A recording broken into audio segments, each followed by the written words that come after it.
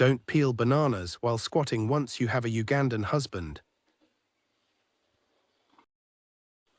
Kneel down and peel the bananas once you have a Ugandan husband. So this is the right way.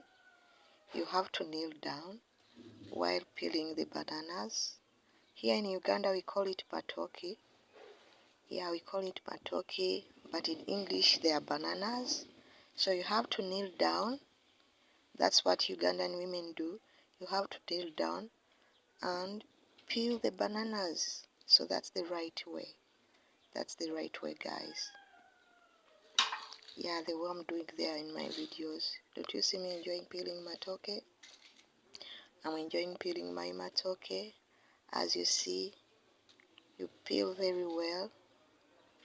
Yeah, so Ugandan husbands like that.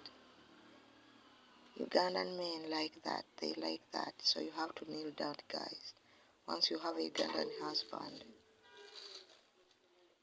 Yeah, guys, that's the right way.